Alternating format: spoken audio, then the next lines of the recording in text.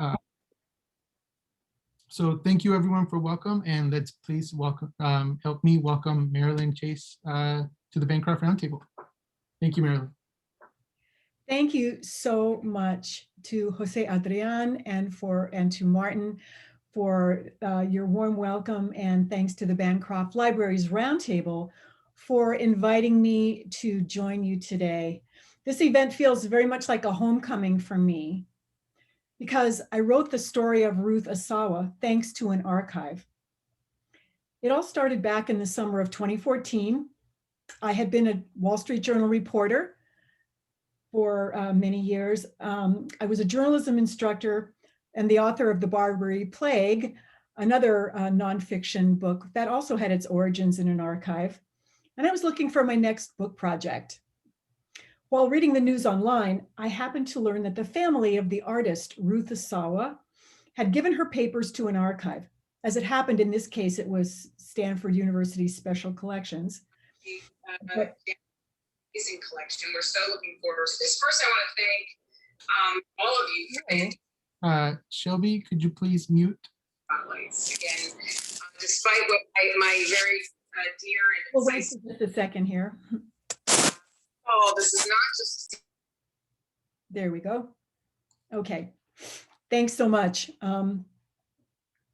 So, like all reporters, researchers, and authors, I was scanning the news for tips or a spark of inspiration for my next big project. And as it happened, it came from an archive. I learned by chance that the family of Ruth Asawa, who had recently died in the summer of 2013, had gifted her papers, 275 boxes of documents, sketches, letters, Christmas cards, date books, calendars, all of the minutiae and the ephemera that make up a life, to Stanford University's Special Collections in this case. That archive in turn would turn out to contain a treasure from the Bancroft, an oral history interview, really a set of long interviews from the mid-1970s that Ruth Asawa, by then an accomplished sculptor, and her husband, Albert Lanier, had done, and that were being stored at the Bancroft. The interviewer was Berkeley journalism graduate, Harriet Nathan, who also happened to have been the first female editor of the Daily Californian. So lots of history there. She was famed for her interviewing technique and her ability to draw people out. And like peeling back the layers of an onion, her oral histories would give way to other treasures, archival treasures, including those at the National Archives and Records Administration in Washington, D.C., where I found digital World War II internment camp records for the teenaged Ruth Asawa. And even an enemy alien file and interrogation transcripts for her father, who was not a spy, who was not a saboteur, but simply a hardworking farmer from the Los Angeles area who was swept up in World War II hysteria after Pearl Harbor. To the two FBI agents who descended on him as he attended his strawberry plants, though he was a suspicious character. So the National Archives had a record and a file for Ruth Asawa and one for her father, and I believe everyone who was incarcerated in internment camps. So you can start to see a pattern here. Quite simply, I could not have written this book, or for that matter, my prior book, without the existence and accessibility of archives as an amazing factual foundation for the interviews that I did later on. Archives were the foundation of my book because they gave me a window on the past, and they gave me primary source documents that are the gold standard, of course, of any research project. And beyond that, they gave me an opportunity to actually hear my subject's voice and thoughts through her oral histories and journal entries, all in the archives.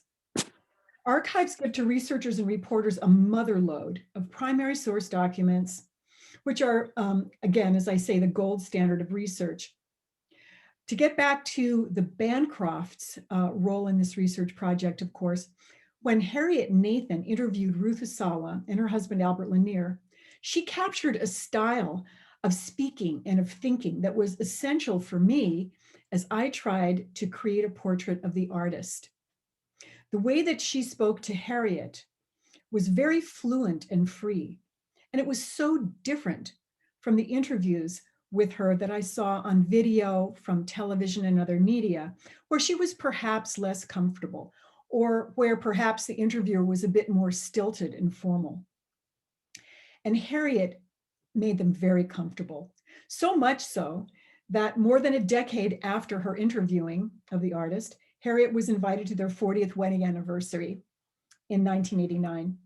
So I took copious notes from these archives, Berkeley's, Stanford's, the National Archives. I might also mention, in terms of wonderful digital archival material, the Densho Encyclopedia Online, which is a magnificent collection of all things Japanese American having to do with the community around the World War II era. If you're looking to do research in that zone, the Densho Encyclopedia will be essential for you. What was in the archives convinced me that the human story of Ruth Asawa had the makings of a hero's journey, from a Depression-era childhood on a poor truck farm, through a World War II prison camp, years of post-war racism, and on to a life dedicated to creating art and educational opportunity in the arts for children. And that's really how a 5-year journey began, from Stanford to Berkeley's Bancroft Oral History Center and the National Archives, Densho, and on to the writing of this portrait of an artist. And I'd just like to share with you some of the graphics that I was able to use in telling my story. So let me introduce to you the young Ruth as I met her in my research. Shown here at 13, she was the middle child of 7, born in 1926 on a truck farm near Los Angeles. A child of the Great Depression, she pulled her weight on the farm, helping plant and harvest crops. The family was so poor that to build the family's board and batten farmhouse, her father recycled old nails, even straightening them out for reuse. In school, Ruth loved to draw, paint, and cartoon. Almost as if she knew there would be an archive, she saved everything. What a dream for a researcher, right? But at home, she was more often found planting onions and looping string beans on a trellis to help her parents. She kept the wood fire burning under the family's traditional outdoor Japanese bathtub, the ofuro. But even in the fields, she was always expressing her creative drive by tracing figure-8 designs with her toes in the dirt while she was riding on the back of her father's farm wagon. She would take the wire tags off of vegetable crates and braid them into figures. These skills, looping the string beans, tracing those figure-8s in the earth, and making those wire figures, all these skills and motifs would find their way into her later art. And as I mentioned before, Ruth Asawa was an archivist's dream because she saved everything. Excuse me, I'm having trouble advancing my slides here. There we go. But as you all know, in December 1941, when Pearl Harbor drew the US into World War II, life changed for the Asawa family, the young Ruth, and almost 120,000 others in the West Coast Japanese American community. When President Franklin Delano Roosevelt signed Executive Order 9066, roundups began. In February, 2 FBI agents descended on the Asawa's farm and arrested Umakichi Asawa, Ruth's father, as he tended his strawberry crop. They gave him just enough time to eat lunch while his daughters pressed his best black suit, and off they went. The agents whisked him to an undisclosed interrogation site and later to an enemy alien camp in Lordsburg, New Mexico. Meanwhile, in April 1942, Ruth, her mother, and her siblings were ordered to report to an assembly center at Santa Anita Racetrack, where they were numbered and assigned to a mess hall and sleeping quarters in a horse stall, which had been given a slapdash coat of whitewash paint and linoleum placed over the earthen floor that failed completely to mask the scent of the animals who were the most recent occupants. About the only bright spot in their stay at Santa Anita was that Ruth got to meet 3 Japanese American artists from Disney Studios, Tom Okamoto, Chris Ishii, and James Tanaka. These artists had worked on animated feature films like Pinocchio and Snow White, and they were inspiring role models for Ruth and other youth at the Assembly Center. They taught drawing and perspective, and they supplied the kids with real art paper and charcoal with which to work. But after 6 months at Santa Anita, the Asawas and thousands of others were transferred to permanent camps, places we all know with names like Manzanar, Tule Lake, Amachi, Heart Mountain, Topaz, and the Asawas' new home, the most distant and easternmost camp, Rohr Relocation Center in Rohr, Arkansas. There, after a 3-day train ride with blacked out windows, they moved into tar paper barracks with communal toilets, rudimentary classrooms. It was a fairly grim outpost enclosed by barbed wire and studded with gun towers and spotlights for the duration of the war. They were told that the gun towers were there for their own safety, but why then, the young Ruth wondered, were the soldiers' guns always pointed inward at the inmates, people, of course, whose only crime was looking like the enemy?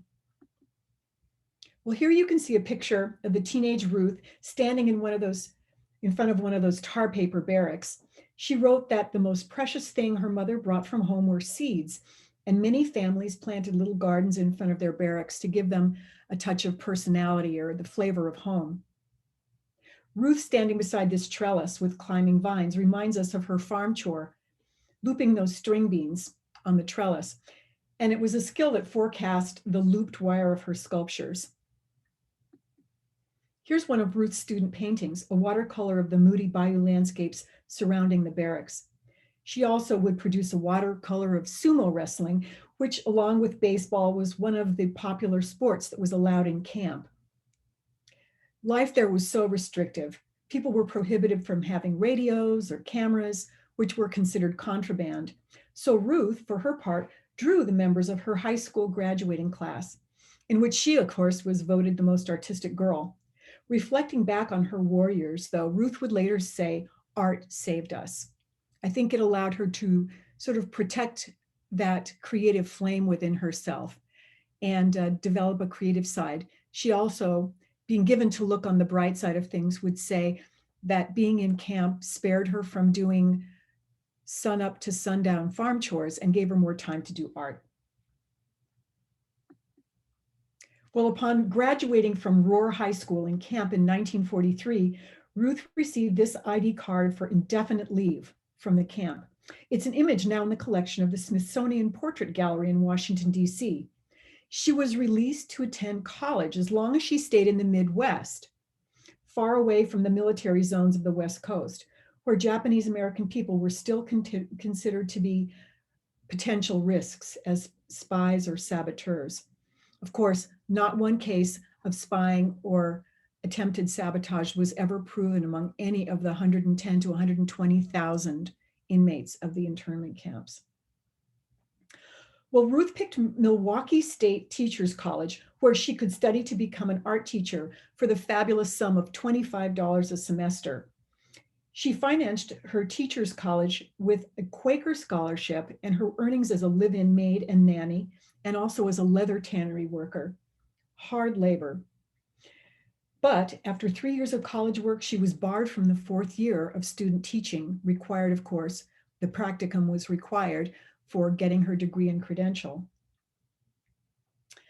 Because she was told the college couldn't place a Japanese American teacher in public schools in Wisconsin.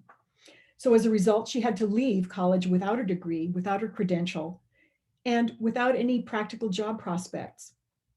One little footnote I'll share with you is that 50 years later, the University of Wisconsin, which acquired Milwaukee State Teachers College, wanted to give her an honorary degree. And she said, no, thanks, I'd like the degree I earned 50 years ago. So in 1998, she flew to Milwaukee, put on a cap and gown, and walked with a graduating class to receive the BA she had been denied. But back in the 1940s, Ruth was now at loose ends. Her friends in Milwaukee encouraged her to join them at Black Mountain College in North Carolina, an experimental art-centric school where some of the stars of modern art were all aligning in this magical creative place. Well, with her practical career path to becoming a teacher now barred from her by racism, there was nothing that stood in her way. Asawa had always dreamt of becoming a working artist, so off she went. At Black Mountain, Asawa found an exciting experimental art lab where students of all backgrounds were gathering. One of her first roommates was a Black painter and collagist, Mary Parks Washington, who took this photo and whom I was privileged to interview before she died. So Asawa absolutely gloried in the atmosphere of Black Mountain. It was, she said, the first place where she was ever asked her opinion. And she was treated as a fully participating adult creative person. There, the young students learned from greats like the painter Joseph Albers, modern dancer Merce Cunningham, and composer John Cage. Ruth enrolled in color and design with Joseph Albers, who became a lifelong mentor. She planned on staying for one summer session, and she ended up staying for 3 years. Well, here you can see Joseph Albers presiding over his classroom. He was a really strict disciplinarian, and he wasn't to every student's taste. He was an emigre who had fled Germany when the Nazis closed the Bauhaus. Albers taught students, above all, to open their eyes and see, and to respect craft. He also invoked Zen principles of design, like yin and yang, dark and light, hard and soft. And you can see the yin-yang sign above his arm there on the blackboard. And all of that struck a chord with Ruth. The story goes that he refused to meet with her until she cleaned up her studio. And after that, they bonded over painting, color studies, and their mutual reverence for craft. Here you can see another one of Ruth's mentors from the period, Buckminster Fuller. He, of course, was the engineer, futurist, and creator of the geodesic dome.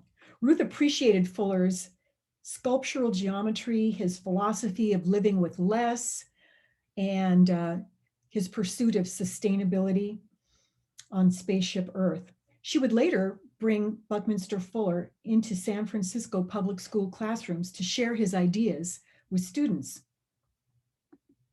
Here's a watercolor that Asawa created during this period, where you can see both the influence of Joseph Albers' vibrant color studies and his pursuit of abstract forms. Here, Ruth suggests dancers' bodies, especially the little figure on the lower left.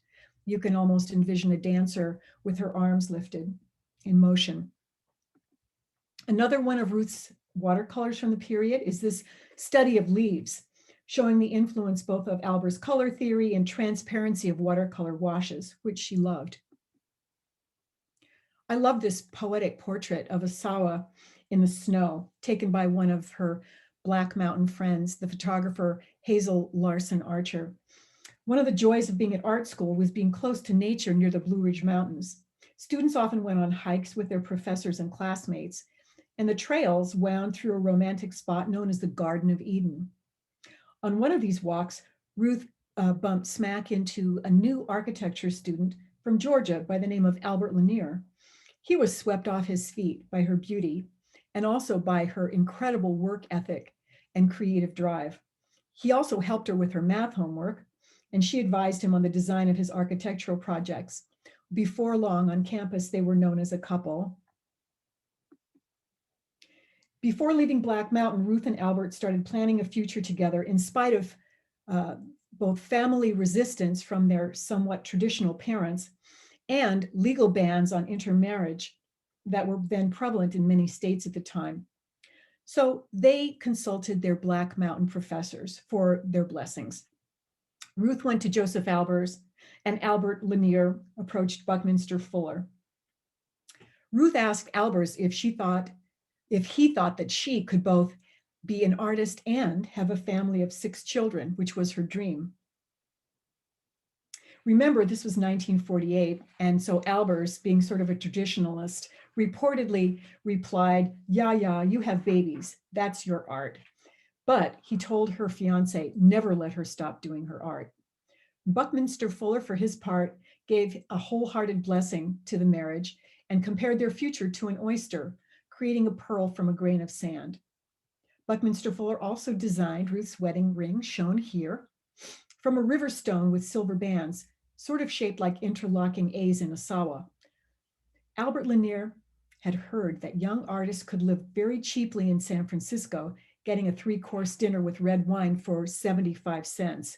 Well, that wasn't quite literally true, but the city was relatively progressive and welcoming to a penniless young bohemian couple who moved into a bare 60-foot-long loft over an onion warehouse with no walls or kitchen. Just in time, the California State Supreme Court abolished this state's laws against intermarriage, so that Ruth and Albert were able to exchange their wedding vows in their artist loft without having to hitchhike to Reno for their marriage. True to her dream of having 6 children, Ruth wasted little time in starting her family. Here you can see Ruth and Albert holding their daughter Aiko and son Xavier. 4 more would follow: Hudson, Adam, Addie, and Paul, fulfilling Ruth's dream family of 6 kids, all within the first decade that she launched her studio art practice. She and Albert were trailblazers in creating a blended family that combined 4 biological children and 2 adopted children, even before it was a trend, as it now is. Well, by the early 1950s, Ruth Asawa was breaking boundaries of conventional sculpture with her signature looped wire hangings. She had learned a basic technique of looping wire during a student service trip to Mexico. There, she had met local craftsmen who made wire baskets to carry their eggs and produce to the marketplace. Ruth studied and adapted this basic looping wire technique and enlarged it to make long, undulating sculptures in which the outside surface turns inward to become the inside, and then inside out and back again. Her art is transformative, turning an industrial material used for fences, including those barbed wire fences in camp, and transforming them into these transparent, suspended mesh creations. Here's another sculpture that combines aluminum and brass for a sort of shimmering gold and silver effect. At a time when most sculpture was then made by men out of wood or stone or steel anchored to the ground, Asawa's weightless creations suspended from the ceiling were radically different, and some critics didn't think they were sculpture at all, and they resisted showing them in exhibitions. But a gallery in Manhattan exposed Ruth Asawa's work to important collectors like the Rockefellers and the architect Philip Johnson.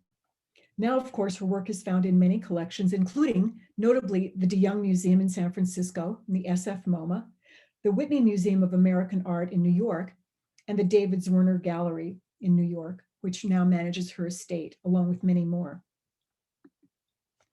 Well, along with closed spheres and ovals, Ruth Asawa also experimented with sculptures that have open pieces, featuring these sort of windows with flared edges. Serendipity played a big role in her creations, and I might just share with you that there's a story about how this form resulted from an accident.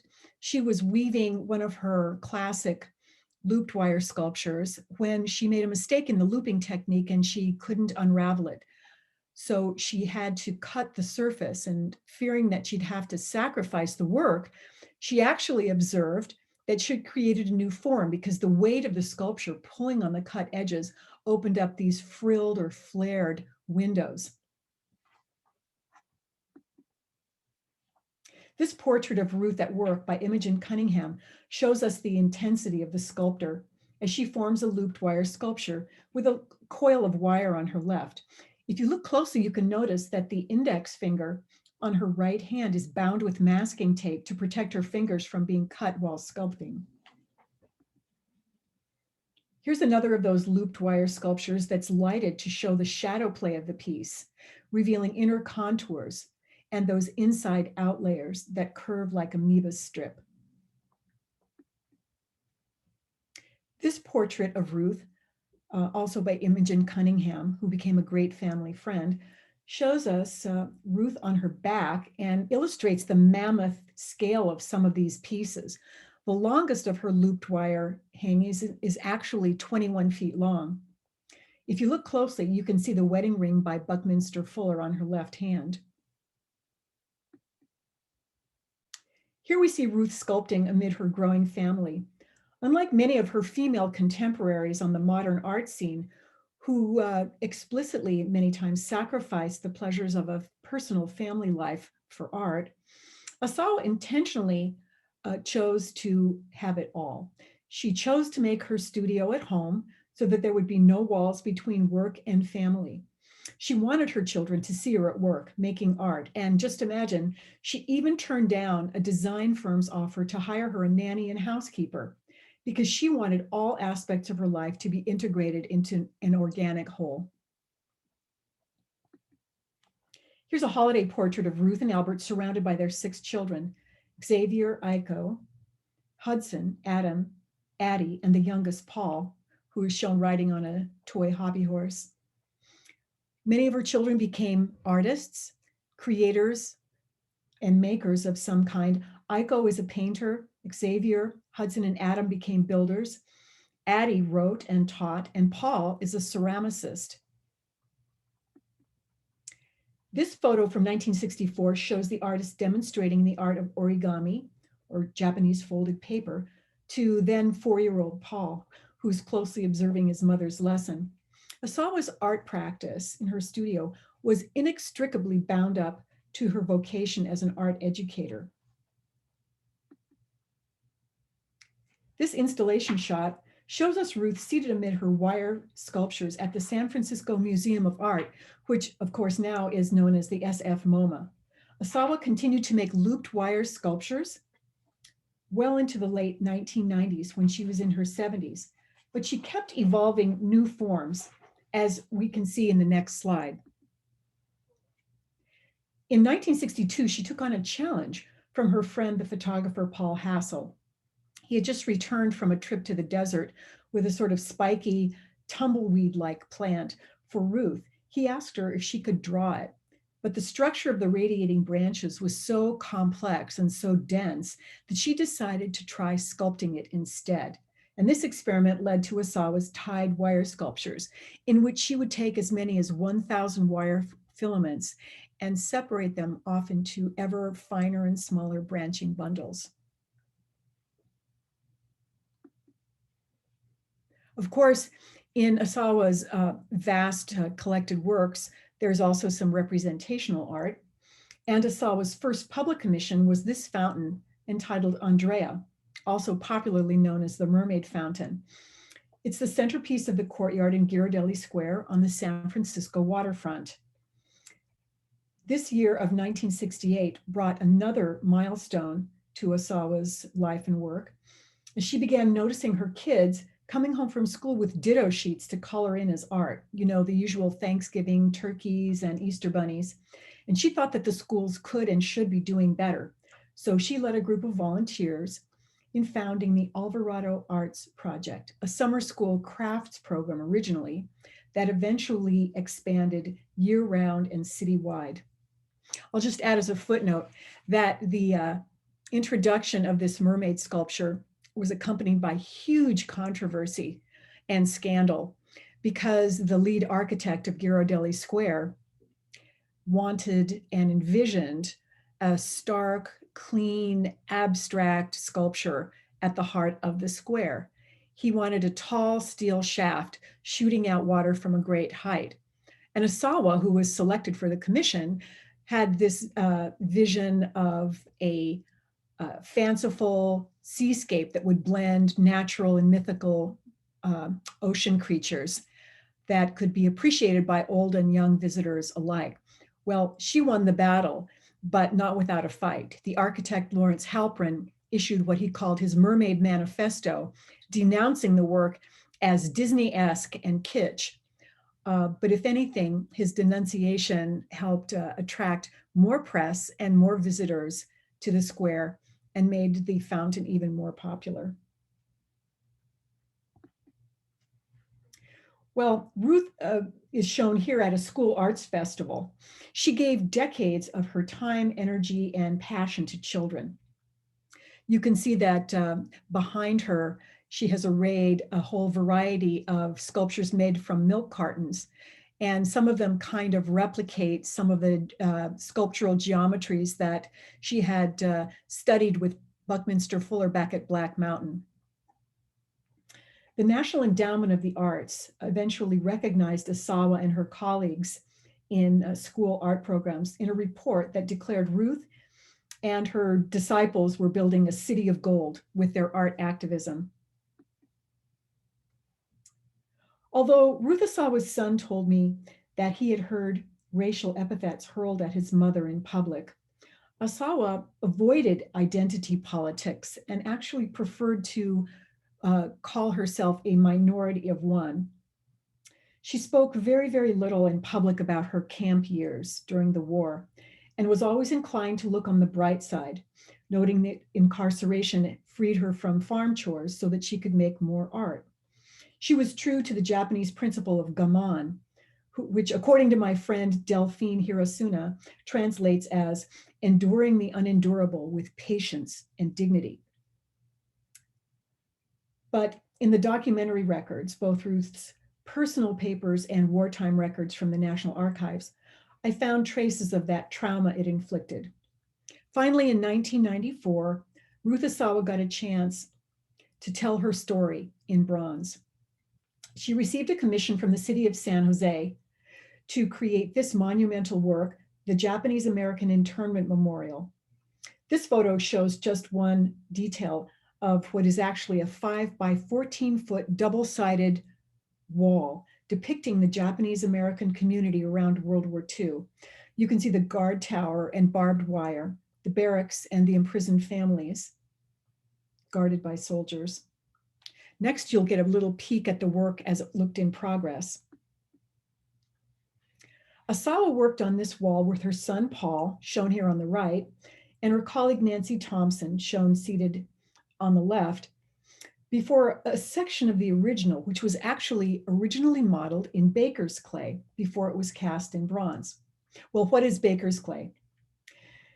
That was a simple recipe of flour, salt, and water that Asawa had developed for her children to use at home and later in the schools.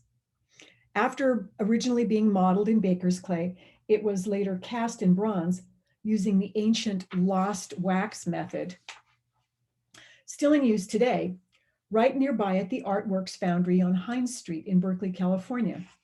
And today, the finished piece stands before the federal courthouse in San Jose, California. I hope you all get a chance to visit it if you haven't already, because it's really magnificent.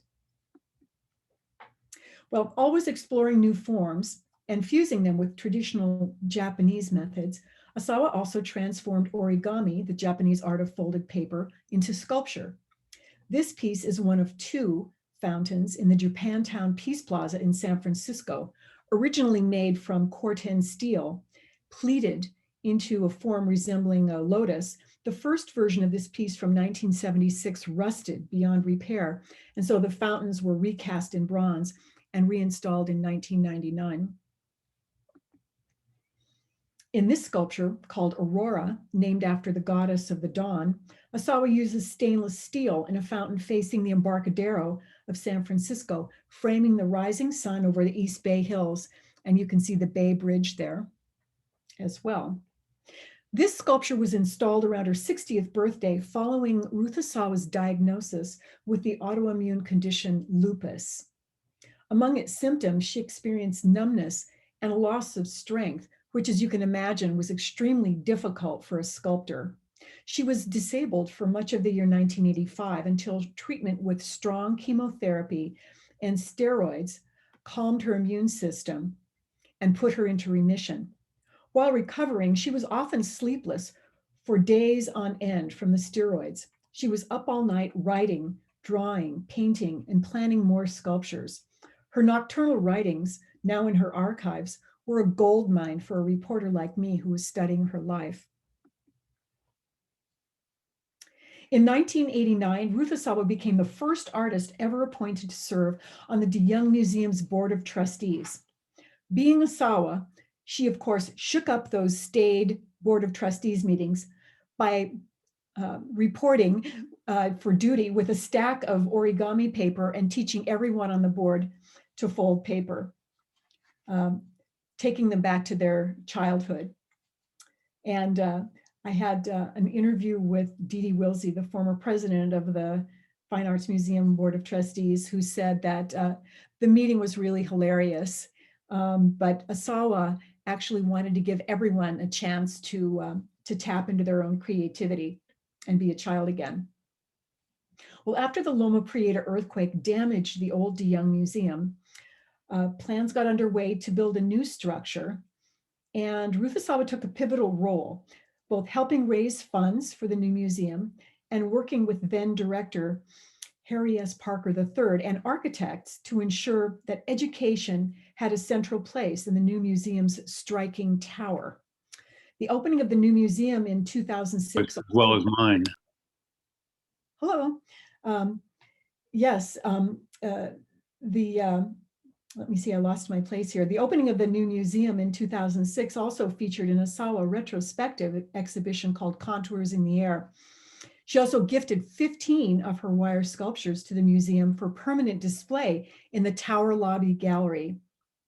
It's shown here during the annual Bouquets to Art event. The gallery is one of the DeYoung's areas that's always free to the public. Well, here you can see Ruth Asawa and Albert Lanier as a couple in their later years, still supporting each other's work in art and architecture and advocacy for public schools.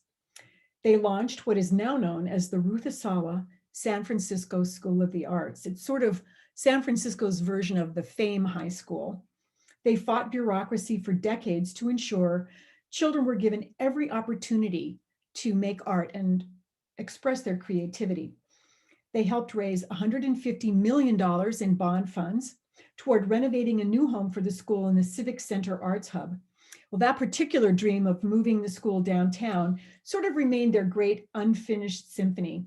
It's still looking for an angel with matching funds and the political will to get the job done. But here they pause in their garden together.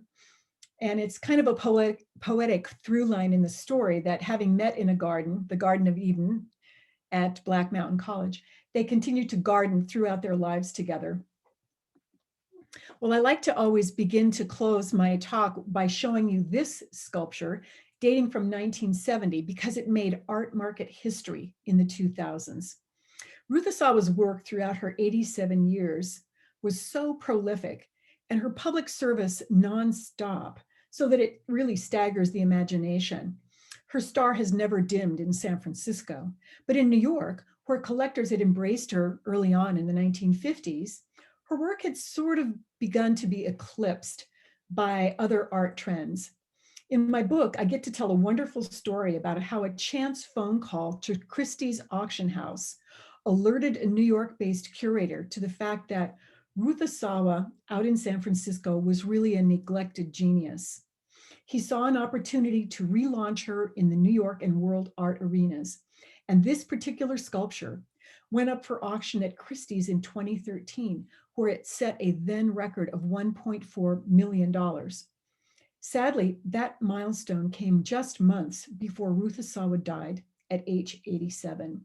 But her posthumous career trajectory continues to soar with exhibitions in the US and England and plans for more shows in Oxford, Norway, Paris, and Barcelona in 2021 and 2022, if public health measures allow museums to be open. And those auction values, well, they have continued to soar, with an Asawa wire sculpture fetching $5.4 million in July 2020. The story of Asawa also has continued to move to 2 additional platforms.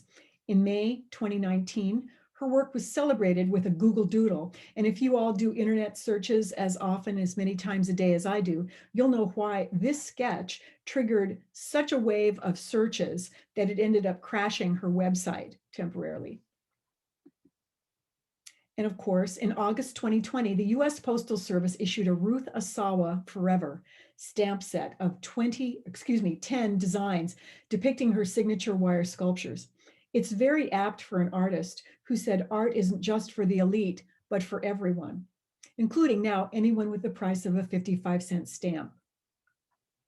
In closing this part of the program, I'd just like to say that I've been inspired and in a real sense sustained, especially during this past tough year, by getting to tell Asawa's story of grace in transcending hardship and a story of the power of art to transform life and empower children.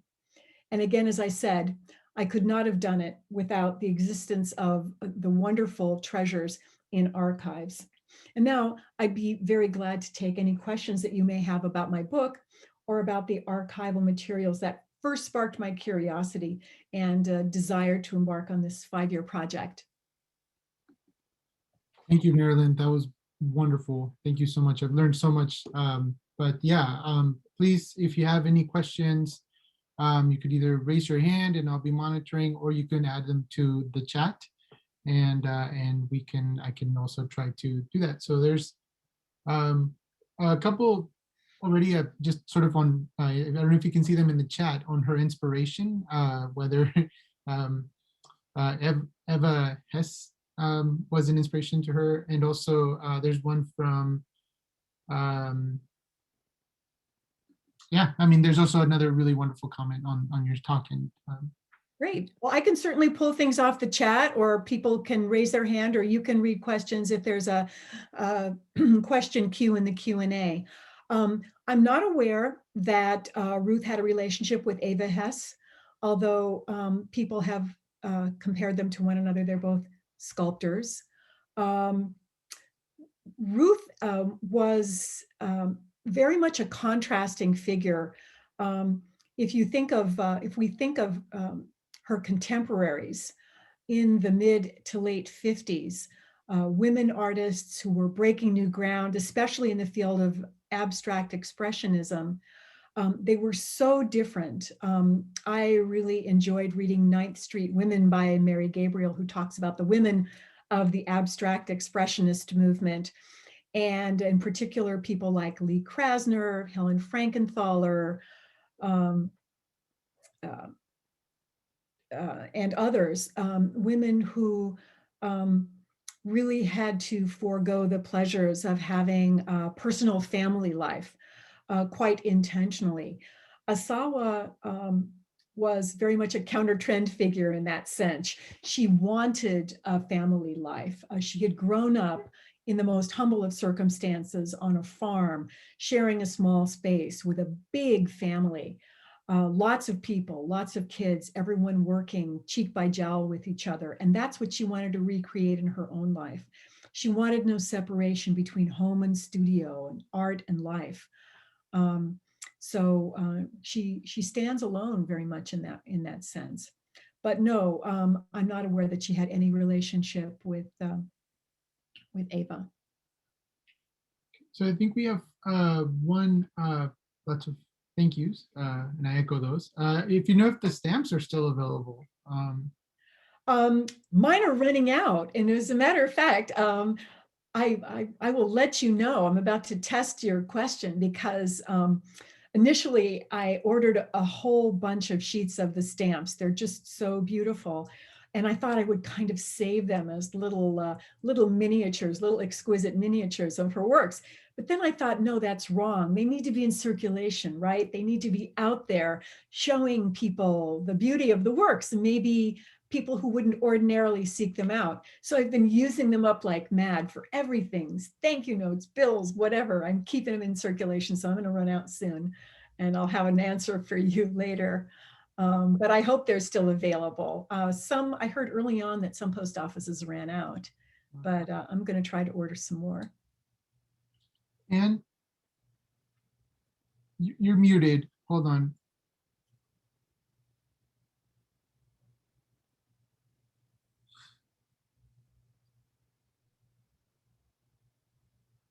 We have another question coming up.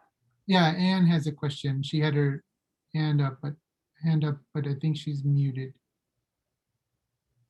So, Oh, there we go. okay. Should I start over? I'm a former colleague of Harriet Nathan. Oh, that's so wonderful. I Happy see to meet you. Lisa Rubens is here. She's also a former colleague. Oh, So wonderful. I really learned at her feet about many things. And I wondered if you'd say more about what you learned from her oral history, that long set of interviews. Oh my goodness, what didn't I learn from the oral history? They were so comfortable speaking to Harriet Nathan that they talked about literally everything: home life, education, art, their marriage. They talked about the meaning of equality, gender equality in a partnership. They really opened up, and I found myself. You can get a big clue as to how much I used from Harriet. So I had to watch myself because, fair usage standards do limit us. I think we're limited to 1,000 words of quotation. Martin Meeker was nice enough to give me permission to quote from the oral history.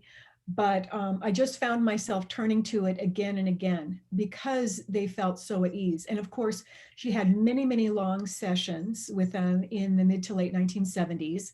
And of course, they vetted and fact-checked everything. So it was documented, and it was just a gold standard. It was really amazing. Another great oral history that was done with Asawa and Lanier was done by Mary Emma Harris, who is the doyen of Black Mountain College historians. And in both of them, they had that easygoing conversational tone, very structured, very intentional in terms of eliciting certain, factual material, but very relaxed. And it gave Asawa a chance to really show her style of expression. So it was just a beautiful document. And I'm so pleased to meet people who actually worked with Harriet Nathan. She was very interested in fiber arts and did a whole series on fiber artists. So she knew, and also interested in the whole person. I can see how she would have gotten that broad view. She had such beautiful tidbits. She even wrote into her, she did a long interview with Albert Lanier as an architect and as Ruth Asawa's spouse. And she had a description of him. She said that with his suspenders and his full beard, he looked like and was often called the Abe Lincoln of Castro Street, which is where they lived. And one time somebody addressed a letter to him to the Abe Lincoln of Castro Street, and actually wound up at the right address. So it takes a knowledgeable interviewer and also a close friend to kind of just elicit those kinds of little jewels, I think, in an oral history. Marilyn, this is Martin. This was a great talk, and really thrilled to see the oral history archives being used in such a productive way. So thank you. It's also great that there are 2 existing interviews with this remarkable artist. But times change and new questions come along. Were there questions that if you were able to interview her, what would you have wanted to ask her? Wow, that's a question that comes up from time to time, and it's a wistful one. It's kind of a poignant question because I began my work almost exactly, or got the idea almost exactly 1 year following her passing. I think one question I would really like to pursue with her, that is assuming that she would sit down with me. She didn't always have the greatest of affection for reporters, I will say, in all honesty, but I would want to draw her out on the subject of how on earth she managed to keep her creative spark lit, and also her belief in and love for humanity in spite of the trauma of mass incarceration. I think one of the people that I interviewed, Dr.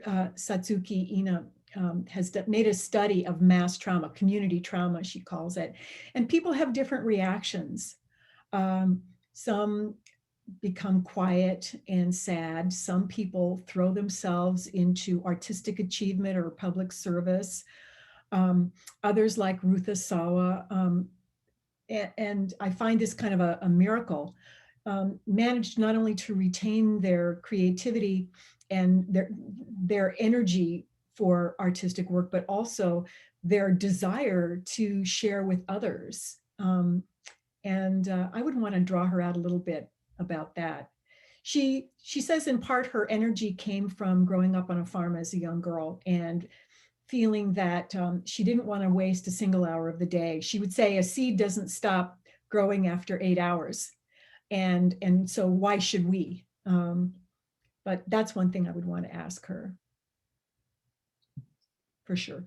There's a question in chat here that it asks, how important was public art for Asawa in terms of promoting civic participation and social commentary? Thank you for asking that question. I think that's from Martin. I'd say it was very important. Public art for Asawa was a chance to be collaborative and participatory. So for example, if you've had a chance to see her Union Square fountain, the Hyatt Hotel fountain on the corner there of Powell and Stockton, you can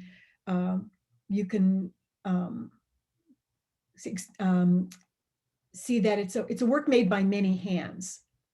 It's a work that she invited her friends, neighbors, local children to come in and model a little figure that then she would incorporate into the relief. It's a sort of barrel-shaped fountain. She actually thought of it, and the architect, Chuck Bassett, who was her link with the Pritzker family and the Hyatt hotels. Skidmore, Owings and Merrill were the architects. They described it as being like a giant cookie. She wanted everyone to have a piece of the creation of it. And she said that she especially liked the texture of a work made by many hands. She thought public participation and collaboration reminded her of the creation of the great medieval cathedrals, in which many hands had work, and that they had a different look and feel, and something that was special and wonderful and to be desired when it wasn't just a single person's hand and vision doing the work.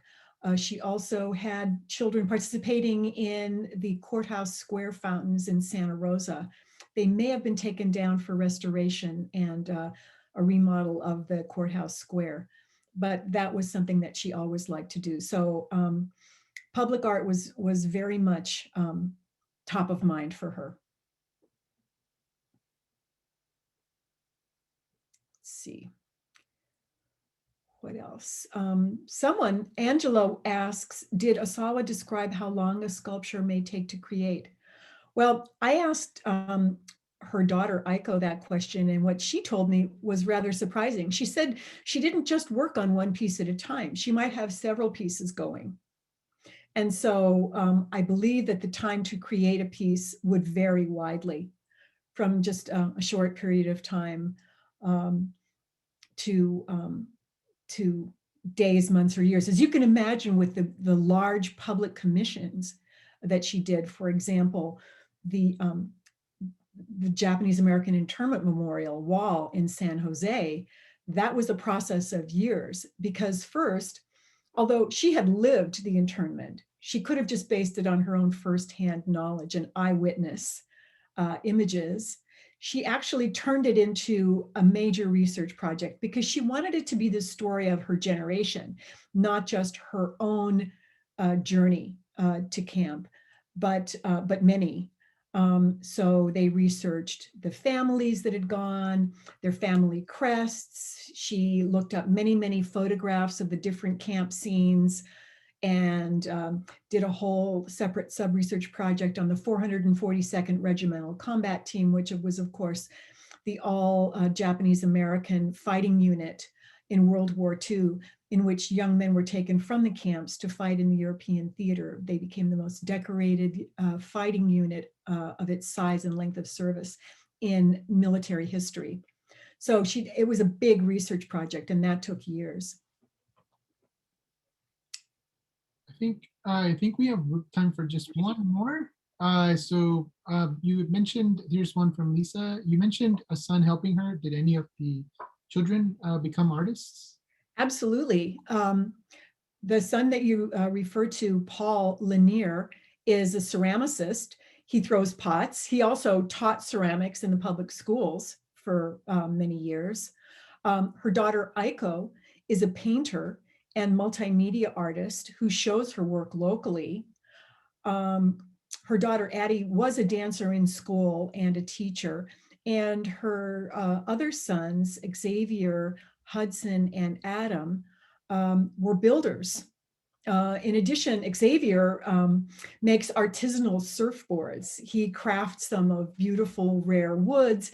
And one time, the Asawa Lanier family did a family exhibition, I believe it was in Oakland, and they showed one another's works. And there was one of the artisanal surfboards that Asawa herself had joined with Xavier to create. She painted the figure of a gecko sort of winding down. It was, again, that undulating form that she loves in her sculpture, but the gecko was winding down the surfboard. So it was really delightful. But yes, all of them became creative people and makers in one way or another. Thank you so much, Marilyn. This has been really fantastic. Please, everyone, help me join me in thanking Marilyn for this talk. We will be making this available on our newly created YouTube roundtable page. I think that's what they're called. So look for it there. But yeah, thank you all for coming and joining us today. And it's been a really wonderful pleasure to listen to you speak today, Marilyn. Thank you so much. Well, thanks to Martin and to Jose Adrian. And Jose, I hope you feel better. Yes. I know many people, your experience is classic. Many people say that when they're lucky enough to get that second shot, they really get clobbered. But just, it's good to know it's just your immune system kicking up its heels. Yes. So hope you're feeling better. Thank you. Thanks, you, everyone. everyone. We'll see you next month. Bye. Thank you so much.